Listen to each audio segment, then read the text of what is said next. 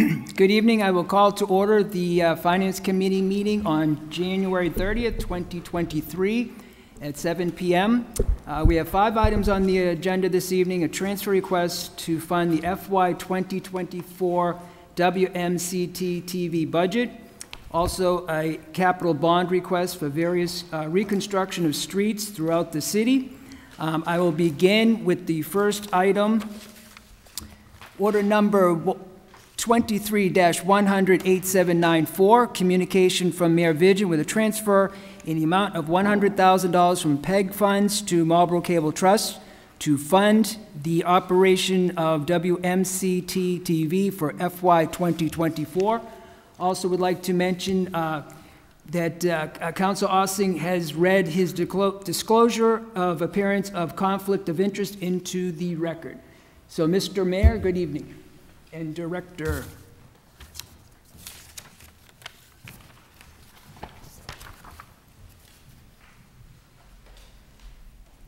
Good evening, Director Myler. Mr. Chairman, if I just can start before Ryan takes over. Thank you, Mr. Mayor. It's a little odd the way we're doing this, sending down $100,000. The full budget won't be available. We're voting on it next week with the board. The reason for this is tax-exempt organizations in the state are required to do an audit if they have over $500,000 in revenue. This year, because all the revenue was deposited prior to the fiscal year, there's no revenue actually in their fiscal year budget.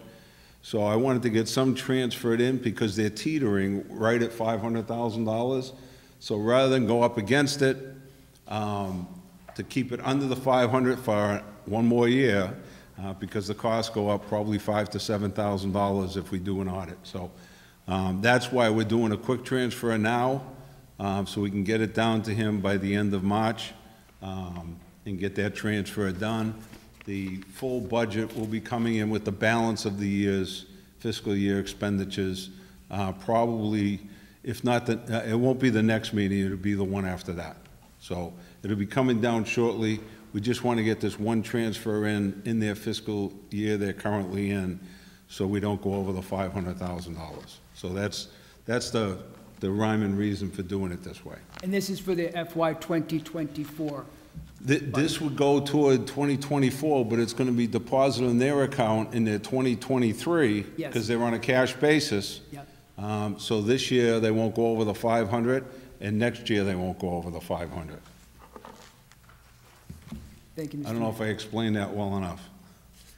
Are there any questions on that part of it? Councilor Orr.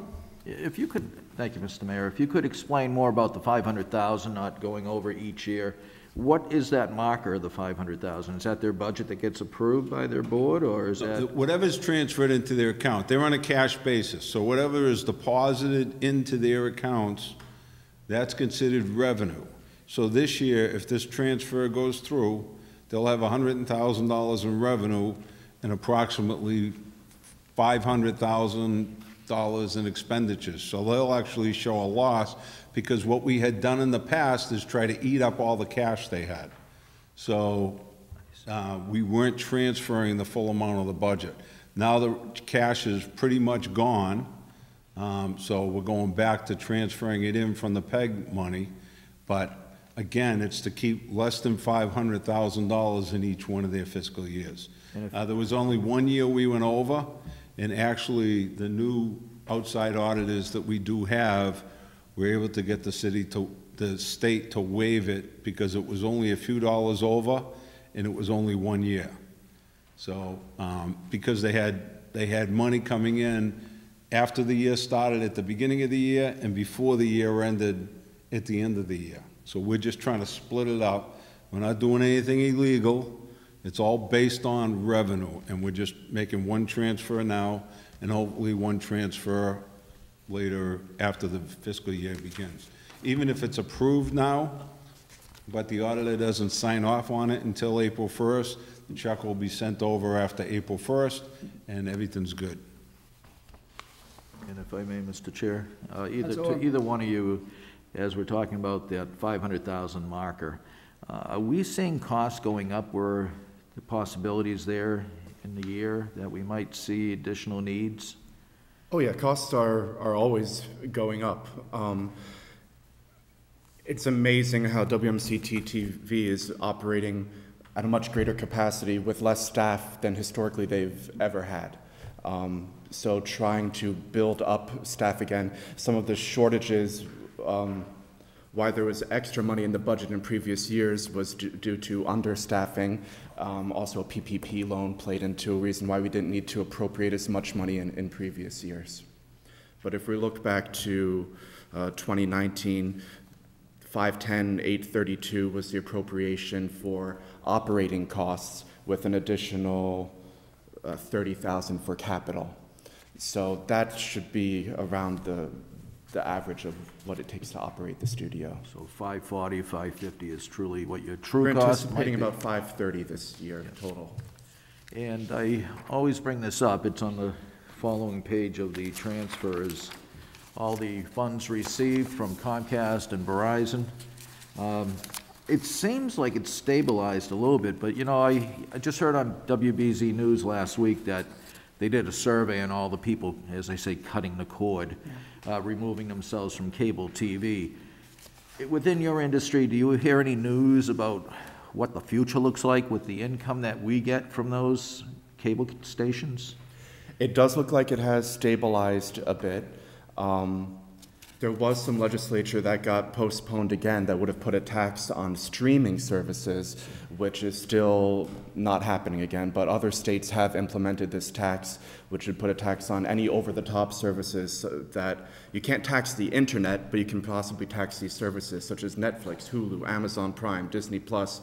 You've probably got 50 of them yourself. Yeah. So if that were to happen, I'm sure I'd be back in here to try to garner your support for that sort of bill to go through.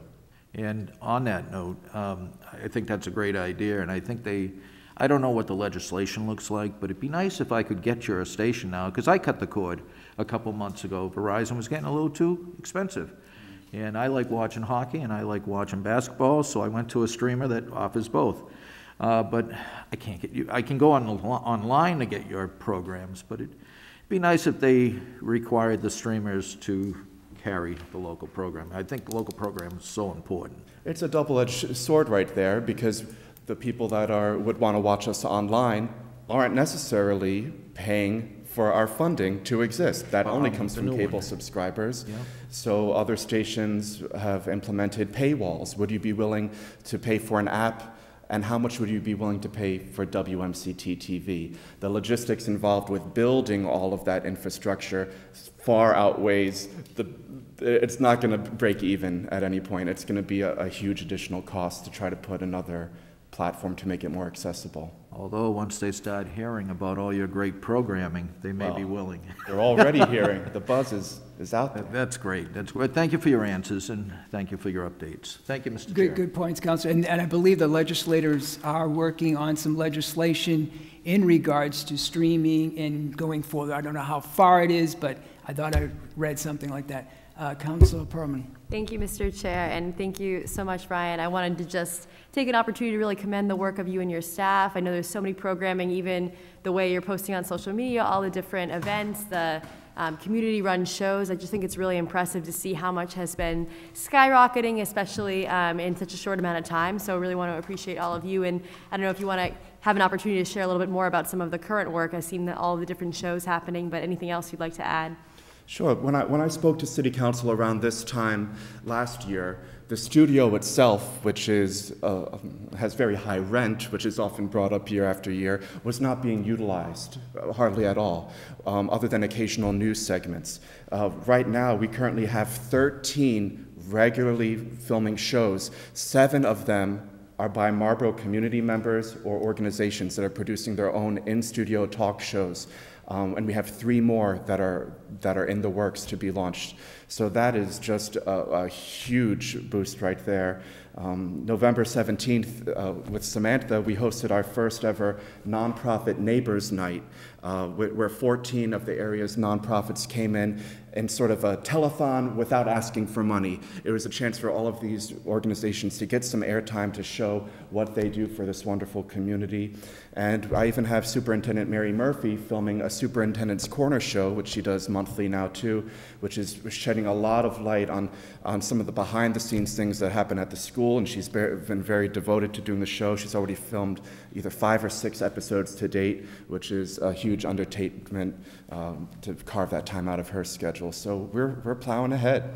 Well, it's very exciting, and to answer the question from before, I think WMCT-TV is priceless. We could never put a price on the work is so great. So thank you so much for all that you've been doing and will continue to do, and thank you, Mr. Chair. Thank you, Councilor. No further discussions. I will entertain a motion. A motion to approve. I will second that. Motion has been made and seconded to approve order number 23-100-8794, communication from Mayor Vision with a transfer in the amount of $100,000 from PEG funds to Marlborough Cable Trust to fund the operation of WMCT-TV for FY 2024. Any other further discussion?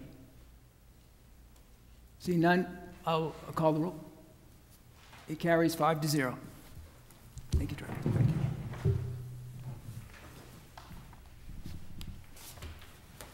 Okay, so next up is order number 23-100-8795, communication from Mayor Vigent with capital bond request in the amount of $10,270,000, which includes various reconstruction of streets, drains, sidewalks, repairs throughout the city.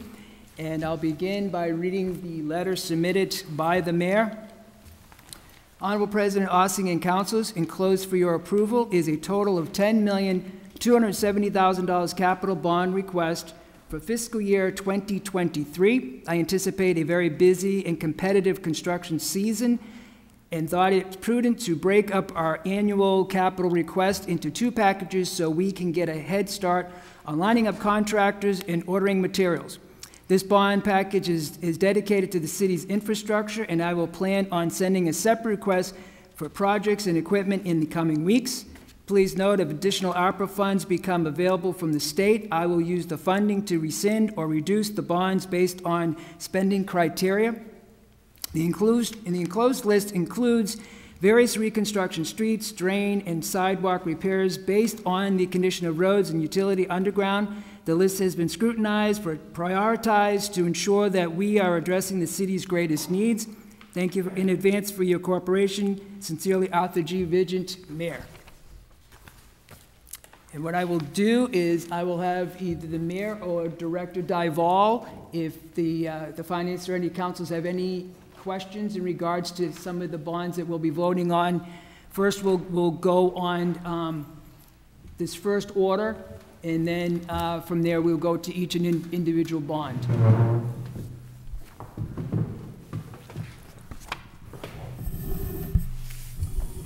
Thank you, Director. Thank you, Mayor. Thank you, City Engineer. Thank you, Mr. Chairman and members. I wanted to get a head start on things this year, and that's why I'm sending this down a little early. Because obviously we have, we shut a couple of these off. There's obviously an inventory shortage going on everywhere, supply shortage. Our construction projects are no different. So we're trying to get a head start on things. If the state decides they want to send us some more ARPA money, they're sitting on a boatload of it, and they didn't want to approve it last year. So we're hoping they get it approved pretty quickly this year. The problem is all the communities are going to be fighting for the same few contractors for all these jobs. So my feeling was, let's get a head start on it. Let's get these approved by your body, and then get the bid packages out, get contracts in place. When we went out to advertise these, we're planning on advertising for both using ARPA money and a bond. So if we end up changing it up later on, we're not being messed up with the advertisement. So we don't know what we're going to be getting. We don't know if we're going to get anything. We don't even know what it's going to be used for. So my last conversation with Representative Gregoire was, plan on using it the way they wanted you to use it last time. Like, okay. So all this, we can use a chunk of this for it. Again, I don't know if they're gonna be sending us $100,000 or $10 million, so obviously if we get more money, we'll be able to do more work. The other thing is to get the bids out and get people lined up so we can get in the streets early this year. We got a late start last year. We don't want that to happen again, so we want to get out there and bid before some of the other communities get out there. So that's just a little synopsis. I do plan on coming down later with additional bonds or transfers, depending if it comes from free cash or wherever it comes from, but that will be later. But right now, I wanted to get some street projects moving, so. Thank you, Mr. Mayor. I would like to too thank Commissioner Duvall and City Engineer DePercio for being proactive as well on some of the roads, doing the sealant of the roads going forward, as well as submitting, some of the projects that you will be completing. So that's very helpful to look at. And I will open that up to the rest of the committee and council for any questions. Council Perlman.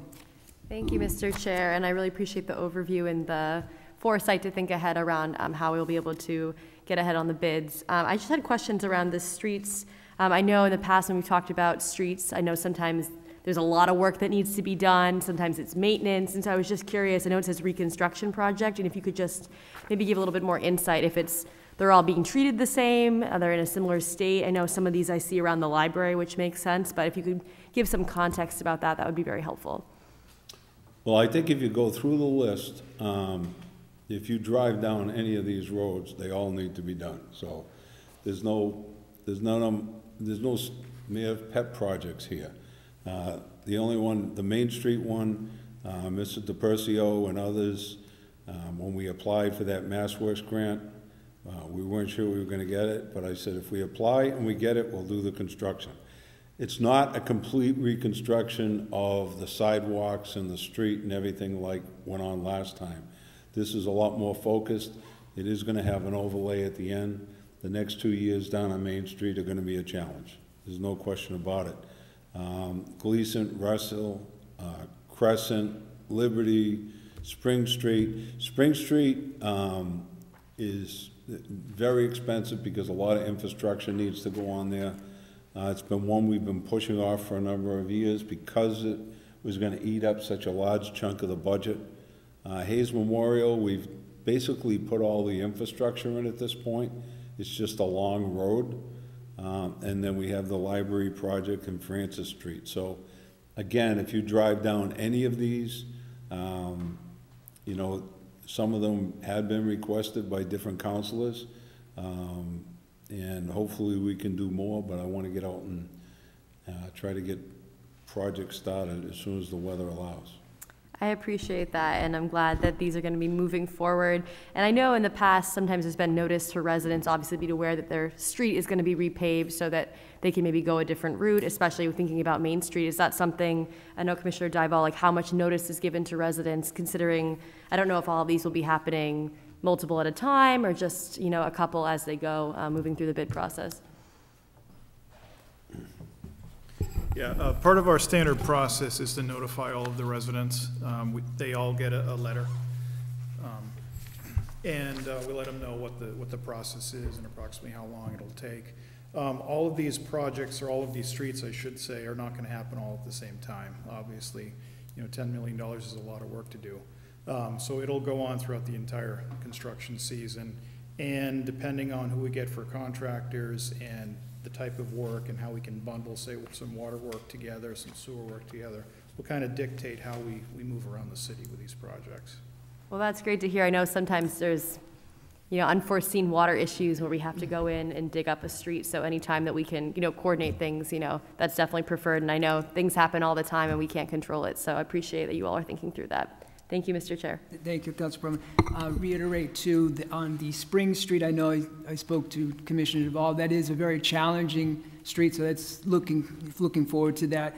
Question is on Witherby Street with cement sidewalks and things like that. That's always going forward with cement sidewalks, right? When you do the cement repairs, or if you're doing anything on Witherby Street because it already consists of cement. a concrete Yeah, site. that's the plan on Witherby, to reconstruct it in kind with the concrete In side. common, okay. Because I know that can be challenging too with the way the driveways are on Witherby, but you guys are the experts, so, but thank you. Any other, Councilor? Thank you. Just curious, the scrutiny and, what else, prioritizing, what goes into that? Is it just judgment on what you see out there, or do you use any technology? I can tell you the process, same one we've been using for years, but first of all, I send an email out to the councilors. You do. I heard from a couple of you. I tried to work that into, what we're doing and the money we were gonna be spending, and try to get it as evenly as possible. If there's good projects, there's submissions from DPW. We have a rating chart of all the streets in the city. So I actually went and drove all the ones that were the worst ones in the rating book.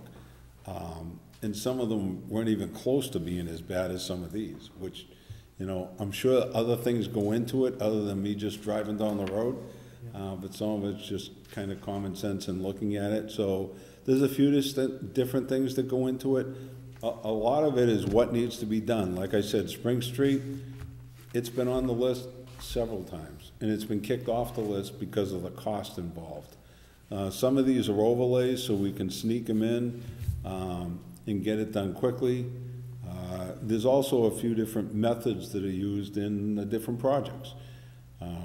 Whether it's, using I call it the Brigham Street method, where probably 5-6 years ago, we basically just went down the road with pavers, and it was done in how many days? It was Just a few days, and it was the done whole late in the road. year too, so we. They went down and just paved the road. So it was anticipated that it's not gonna last 30 years, but maybe it buys us 5 or 6 or 7 years. And if you get down there, other than 1 or 2 spots, it still looks pretty good. The only problem with that is you get some feedback from some of the people saying, hey, it's all chipped over here and it's not perfect. It wasn't. It was like a super duper overlay that just went all the way down Brigham Street. It was a long road. We did it down on Elm Street last year. We were cutting and pasting down there, and we finally had a meeting, and I said, stop the cutting and pasting and just do an overlay all the way down. So we ended up late in the season doing it all overlay all the way down. Millham, we got a chunk of it done. So sometimes you can do that, but if you have to start grinding, now you're talking an overlay, it takes more time and more money. And if you're doing something like, the Francis Streets or the Spring Streets, now you're doing some heavy-duty digging, and again, different process. The street requires different things, and the infrastructure requires something different. The commissioner and our engineer hear it from me all the time. Every time I get a text from them at 12 o'clock at night or 2 in the morning saying, we got another water break, I get so frustrated, and I don't want to do any roads without redoing the water. And then they come in the next morning and bring me down off the cliff and say, we can't do every street with brand new water and new sewer. Although I'd like to, we just can't do it. So they do what they can. I made a commitment to all of you over 10 years ago that we were going to be in a $5-6 million plan and try to get every street done in the next 20 years. We've been well over the $5-6 million, and I can't say we got half the city done yet, but I can tell you we've done a hell of a job over the last 10 years by you guys approving, the requests that have come down. So we've done a lot of construction, and if you drive around on some of the side streets and the main road, you'll see it. And if I may add on a question to what you just brought up, Mr. Mayor, so like Spring Street, that's all infrastructure related to the sewer, the water pipes being replaced, so forth and so on? Correct, yeah, there's some drainage issues there too.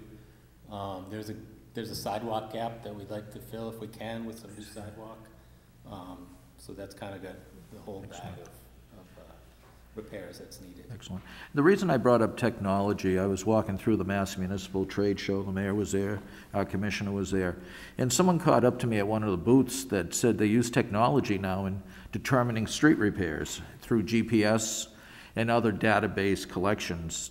I was just curious if we use any in-house technology, or do we ever looked at that type of program, because it's available? We've been using, they do a pavement management program, I guess that's what it is. Yes. And so a company comes through and checks it all out. We've done it ourselves a couple times. I love getting that book that shows, you know, what it is. The problem is I need another column to when it was done last, because now we have so many. It was easy to do year one where you just went in and marked up. Now the book's all marked up and it changes every year. But like I said, I went through the worst streets. Probably there were about 15 really, really bad streets in the management program. And I believe a couple of them are here, but they weren't as bad as most of these. Thank you. And a question on this order. It sounds like you want to get ahead with the construction season. Is a suspension being requested for this so that you can If we can get it advertised, that'd be great, but, you know.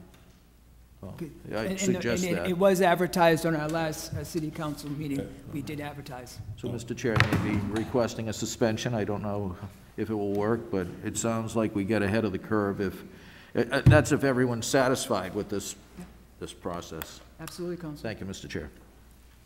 Councilor Dumas. Thank you. Liberty Street was just done with a sewer line, so it's pretty torn up. We're going to do curbing as well, because there's a lot of issues with the curb, especially with Granger. Yeah, that was the gas company that just went down. Correct. So we're gonna try to get some money from them so that, because they won't have to do their final paving. Right, But yeah, that'll be a reconstruction with curbing. with curbing. Yes. Okay. Are we going to do paint a line down the middle or no of the street? My only concern is where Liberty and South Street connect. Are we doing what? Painting lines down the I think we'll look at it. It may be too narrow though. I think if you Okay. can't get sufficient lane width on each side, we generally don't paint the center line. Right. But we always take a look at it to see if it. Okay, well, just because it's probably an issue for traffic, but when you come down South Street, you want to turn into Liberty, they drive over if there was a stop line there, they would drive over it. So you'd hit them, so a line would Yep. make a difference, but we can take that up with traffic. But if we're doing a new road, it's going to be a much bigger cut through, just because it's a nice shiny new road. But thank you. Councilor Landers. Thank you, Mr. Chairman. Just one quick question on Hayes Memorial Drive. That's a pretty big project, because that's a pretty big street. I anticipate we're going to have more construction out there, too. You know, 149, that's quite a job they did there, going in, taking all that ledge out. But if you spend this $2.8 million, and then there's a lot of construction to follow. I mean, we have 149, we have the bus company, we have a few others in the early stage. When companies do come in, how much can you push them, Tom, not to disturb, you know, a nice new road? You know, they gotta at least put an entrance in. But did you mention earlier that most of the water and the utilities are all in Hayes Memorial?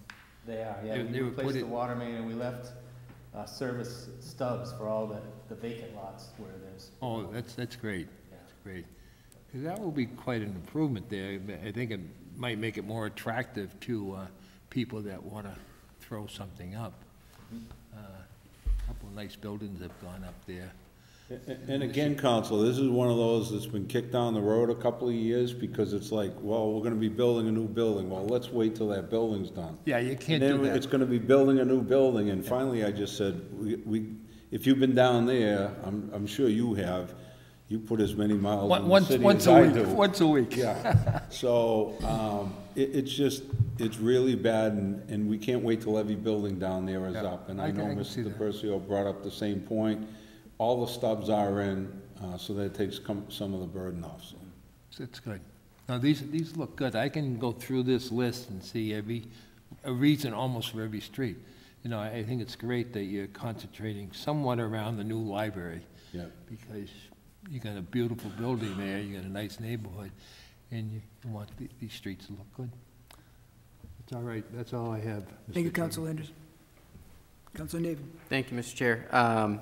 A couple of questions. Mayor, I'm glad to hear you talk about the rating system and how you've got your own rating system for when you're out in your car, because you know, this is certainly not a comprehensive list, only because there's not enough money, there's not enough construction, there's not enough time in New England to be able to do this. But I know when we were grilling the commissioner last year and we were asking, why isn't my street on here and whatnot, we kept hearing about the ranking system, and I certainly understand that these have to raise to that level. But if you're out driving around, I would encourage you to check out Prospect Street and Baldwin Street and the other side of Lakeshore, because if we do have some extra money, I'll make my public plea here. I know you get harassed by me on that, so.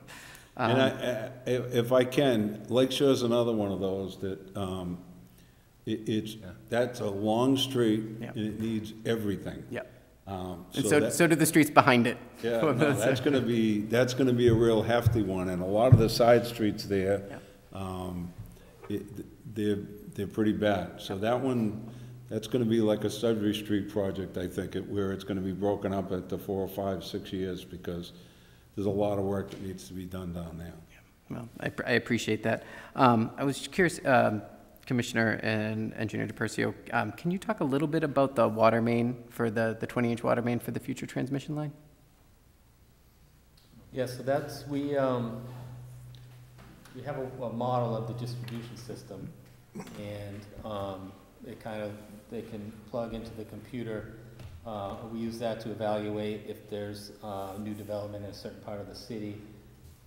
Will there be sufficient flow? Yep. And analyze what, if we're going to replace a water main, what size would be most efficient and beneficial to the system as a whole. And one thing that the water model shows is that there's sort of a bottleneck in pushing the water from our source, which is at the MWRA at the southwest part of the city, pushing that water into the city, especially across 495, into the eastern part of the city. There's really a bottleneck at those points where the water main has to cross the highway at the bridges. Yep. So sort of a long-range beneficial plan would be if there could be a bigger transmission line to get from west to east. And given that if we stay in the city, that means crossing one of the bridges across 495, which really isn't feasible with a bigger pipe. Right. So we've talked about some other route, maybe a route through a neighboring town, if that's what it took to get there. So one of those routes, Cedar Hill Street, is part of that. So we just, if we're going to do Cedar Hill Street, does it make sense to put in at least that section of that transmission main, okay, in case we go forward with a project like that? Okay. No, that's good thinking, and quite frankly, there's all these communities around us who don't have the water supply benefits that we do are going to face those limits for growth and future business development. So it's good thinking. And then my last question is, where is the city? Is the city completed the lead service line replacement program, or is it completely done? Lead service. All the lead services have Done. They're out. It's completely done. Done. City of Marlborough has no lead services. Not one. Except for the ones that didn't cooperate, and we didn't get in there. Yep. And there's a handful of those, but we jumped up to the plate. We paid for it, where most communities were doing betterments and other programs.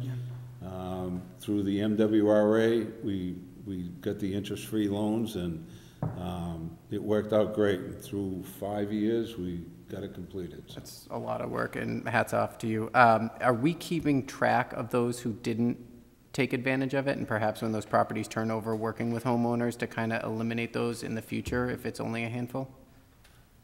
Yeah, I'm going to say that maybe there's a few, but I don't know that there's any that we didn't get. That's great. I think we may have got them all. Great. And it's hats off to my staff, really.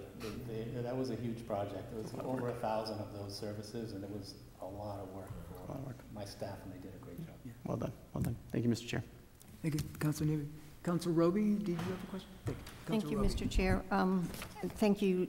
One of my questions was just answered, but I'm also curious about the, there's $500,000 for sewer construction, and I don't see anything specific on what that's for.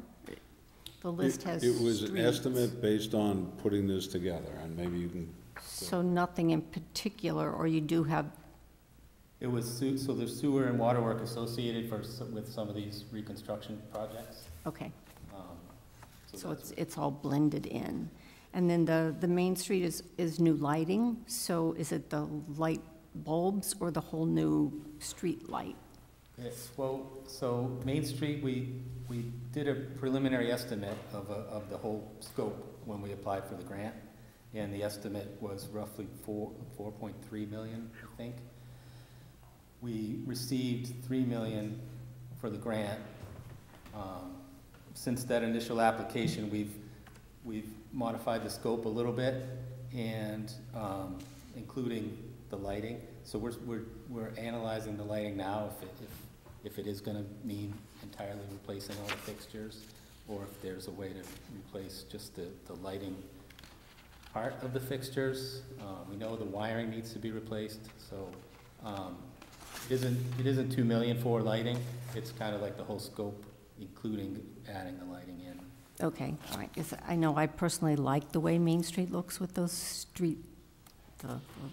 the poles themselves and with the banners and the flowers, so. Yeah, we'll certainly stay with the decorative fixtures like that. It's Okay. just to try to improve the light itself. The lighting's been a constant question and kind of complaint because it's so dim, you know, and we've had trouble trying to increase the lighting. I know Commissioner Galoni, when he was here, he changed the light bulbs out in a few places to see if that worked, but we may have to get all new fixtures to get increased lighting down here. But as the engineer said, it'll be similar to what we're doing now. Okay, and will all of this be added to the city's website to let residents know when construction is, like it has happened in the past? And It'll be on this year's map, you know, that construction map that we put up every year, so. And I know you had said that you may come back with ARPA money. My understanding is you have to come to the council then if you're I have no looking- idea what or if, you know. It does, but the state has If money. you find out, so- let me know, because they're keeping it a big secret down there, and everyone's been pounding, waiting for this money, because we have to spend it rather quickly, and Washington's not gonna extend it. They're gonna pull it back, give it back to us with a different name, and say thank you for, you know, we're gonna say thank you for giving us the old money you gave us the first time, you Right. know. But They take credit for it 3 times before we actually get it, so. And along with the ARPA money that I think is already sort of here, there is supposed to be more federal money coming for street think- work specifically. Is that something you need to apply for? Do you have details? No, we don't at this point. I think the immediate money coming out is gonna come from Boston first. What they do with the Washington money, we've had a couple of conversations with Congresswoman Trahan. So she's pushed us in the grant direction a couple of times, but I guess the grants for Washington, they require you to take seminars and everything else to apply for the grant. Whereas the way I explained it to one of the other mayors in Boston last week, so I can apply for a grant that I almost know I'm gonna get from Boston for $500,000 and not have a headache, or I can take seminars and everything else and put someone on it and try to get 500,000 from Washington. So if we have our choice, I'll take the quick route. But we will be getting more money from Washington. I mean, and listening to Senator Markey the other day, he was at a meeting we were at and talking about all the money they're approving and pushing out, and we were all looking at each other saying, all right, we're waiting for the checks. Send the checks our way. But the ARPA money that the state has, I think, should be coming out hopefully in the next couple of months. But if not, that's why the bond's important, so we can get these projects going, you know. And our city rating is still a good rating, so the bonds. Still AAA bond rating. Interest And rate. again, these won't go out, so if we approve them now, and we go out to bid, and we start the project, if we need cash, we'll be doing some bands. We won't go out and bond these, depending on what my finance gurus say. We probably won't be going out maybe for the next 12 months, maybe after that. Okay, thank you. Thank you, Councilor Roby. Councilor Orban. Just want to note that, as we talked about Elm Street last year, if there is any funding or pavement left at the end of all this, at the end of the summer, I concur with my ward councilor. I walk Baldwin today. It's a mess. And Prospect Street, driving over to the other side of the city, which I do often, is another mess. So I concur with you, Councilor Navin. And obviously, you can't do them all at once, but maybe there'll be a little pavement left at the end. With that, if it's, no one else has No any further discussion, discussion, I'll I would entertain a motion to approve order number 23-100-8795. I will second that. Motion has been made to approve order number 23-100-8795, communication from Mayor Vigent with capital bond request in the amount of $10,270,000, which includes various reconstruction, streets, drains, and sidewalks, repairs throughout the city. Any further discussion? Mr. Chair, do you want a separate vote for the suspension that I'm going to recommend?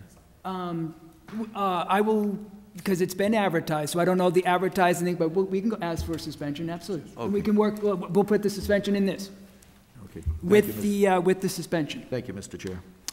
Any further discussion? Seeing none, all in favor? It carries 5-0. Thank you, Mr. Mayor, thank you. Thank you very much. Mayor DePercio, Commissioner Duval. Okay, moving on to the next ones would be approving the bonds.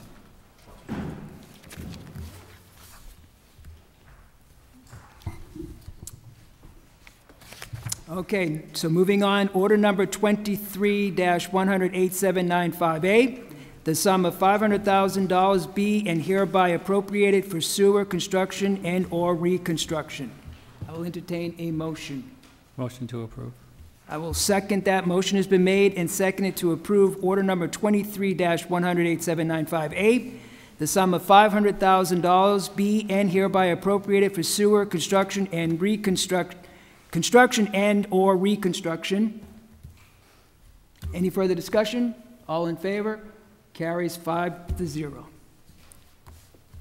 Next up is order number 23-100-8795B, the sum of $1 million be and hereby appropriated for water construction and/or reconstructing. I will entertain a motion. Motion to Any approve? further discussion? Seeing none, all in favor? Carries 5-0. Next up is order number 23-100-8795C, the sum of $8,770,000 be and hereby appropriated for street and infrastructure construction, reconstruction, and/or rehabilitation. Rehabilitation. Motion to approve. All in favor? Carries 5-0. Motion to adjourn? I will second that. Motion has been made and seconded to adjourn. We are adjourned at 7:42 PM.